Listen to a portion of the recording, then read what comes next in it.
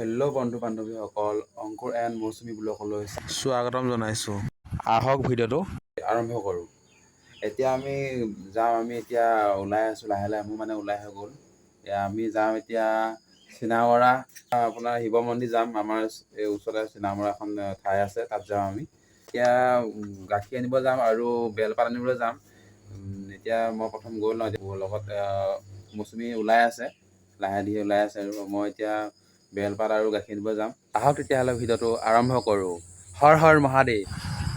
তাকে ঘৰৰ পৰা পদূলিলৈ ওলাই দেখিছোঁ ট্ৰেইনখন, মানে ৰাতিপুৱা সদায় যায় 6টা বজাত, দেখিয়ে ভাল লাগিছে। এয়া আমাৰ ঘৰৰ ওচৰত মানে পঞ্জাৱ ইঞ্জিনিয়াৰিং মানে কোম্পানী এটা আছে, বহুত ডাঙৰ হয়, দেখিও ভাল লাগে চাই, মানে এতিয়া বনাই আছে। আৰু ইয়াৰ আমাৰ ঘৰৰ ওচৰতে মানে এখন ধুনীয়া চাই পঞ্চৱতী মানে ৰেষ্টুৰেণ্ট আছে, দেখিও ভাল লাগে আৰু বহুত ডাঙৰ হয়। এয়া আমাৰ ঘৰৰ পৰা 1 কিলোমিটাৰ গৈ বাগধৰা চাৰিআলি পায়। এই ঠাইডোখৰ নাম বাগধৰা চাৰিআলি, বহুত ধুনীয়া হয়। আৰু ইয়াৰ বাগধৰা চাৰিআলি লেফ্ট চাইডে সোমাই দিলে আমাৰ গাঁৱৰ ভিতৰলৈ সোমাই যায়, মানে এইটো ৰাস্তা হয়, গাঁৱৰ ভিতৰলৈ সোমাই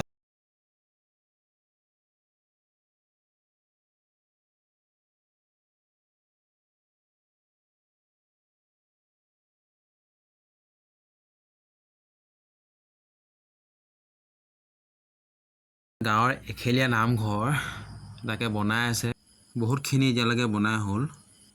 আৰু এয়া ধুনুৱে পঢ়ি যোৱা এখন স্কুল, আগতে সৰুতে পঢ়ি গৈছিলে এখন স্কুলতে। এয়া আমাৰ গাঁৱৰ ওচৰত লাগি থকা পাঁচখেলীয়া নামঘৰ। কৃষ্ণ, এয়া আমাৰ গাঁৱৰ পৰিৱেশ চব কিমান ধুনীয়া লাগিছে, চব বাঁহতে দেখিছে ইমান ধুনীয়া। আৰু এইফালে সোঁ চাইডে চব ইমান ধুনীয়া লাগিছে, লগতে নামঘৰ লাগি আছে। আৰু লগতে আৰু ময়ো ওলাই দিছোঁ আৰু মুখখনকে দেখাই আহিছোঁ মোৰ ভাগৰ। এয়া চাওকচোন কিমান ধুনীয়া গাঁৱৰ পৰিৱেশ, দেখিয়ে ভাল লাগে এনেকৈ পথাৰবিলাক দেখিলে। আৰু এয়া পাই গ'লোহি গাখীৰ নিব। মানুহ উঠিলে নাই উঠা নাজানো আৰু। পিছে দেখিছোঁ মানুহ উঠাই নাই, পিছে নবৌজনীয়ে কৈছে মানুহ উঠিব এতিয়া বুলি। আৰু ফাইনেলি গাখীৰ খীৰাই আছে বোলে। মই এইবিলাক ভিডিঅ' কৰা নাই, মানে ভিডিঅ' নকৰোঁ আৰু। এয়া লগতে আৰু পথাৰবিলাক চাই ফুৰিছোঁ আৰু ৰখি মেলি। ফাইনেলি গাখীৰ আৰু বেলপাত লৈ ঘৰলৈ গৈ ধুনু আৰু মই এতিয়া ওলাই আহিলোঁ মন্দিৰত। আৰু বাকীখিনি ভিডিঅ' কৰিব নহ'ল, বেয়া নাপাব দেই গাইছ।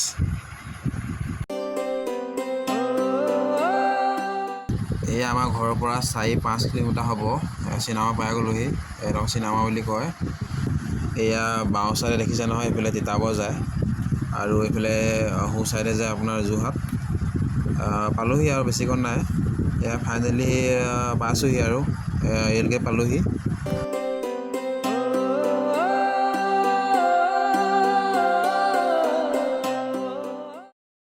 ফাইনেলি পাই গ'লোহি শিৱ মন্দিৰ। আৰু খালি অকল ঘৰৰ পৰা এয়া বেলপাত আৰু গাখীৰ লৈ আনিছোঁ, বাকীখিনি এয়া কিনি লৈছোঁ। চব দি দিছে আৰু খালি ঘৰৰ পৰা মানে অকল গাখীৰ আৰু বেলপাতহে লৈ আনিছোঁ। আৰু এয়া মোৰ মৰমৰ মানুহজনী ধুনু, মৰমত দিয়া নাম।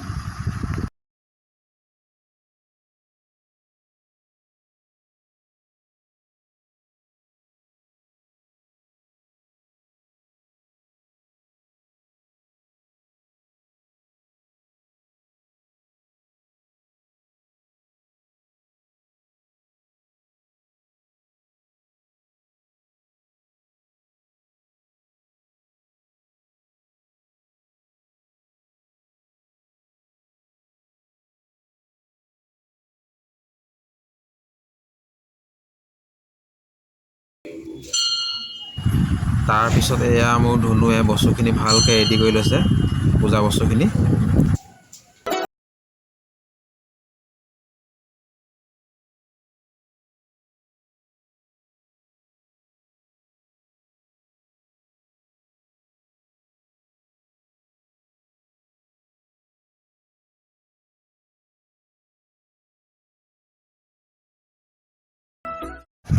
ফাৰ্ষ্ট মোৰ মৰমৰ ধুনুৱে আগতীয়াকৈ ধূপ জ্বলাই লৈছে, তাৰপিছত মই জ্বলাম।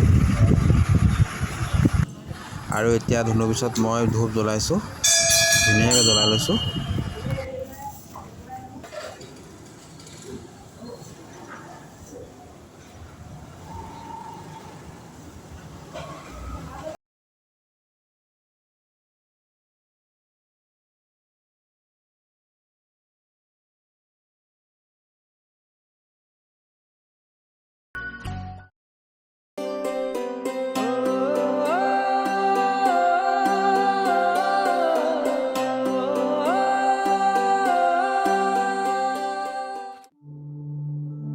ভাল পোৱা।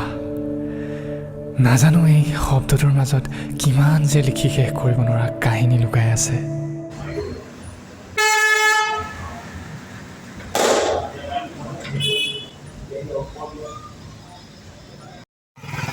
ফাইনেলি পূজা কৰি হৈ গ'ল, এতিয়া ঘৰলৈ যাবলৈ ওলাইছোঁ। যদি ভিডিঅ'টো ভাল পালে like, comment, share and subscribe কৰি দিব আৰু কাষতে থকা বেল আইকনটো দবাই দিব। তেতিয়াহে আমাৰ নতুন নতুন ভিডিঅ' দিলে মানে আপোনালোকৰ ন'টিফিকেশ্যন আগতীয়াকৈ পায়। থেংক ইউ ফৰ ৱাচিং। Bye bye.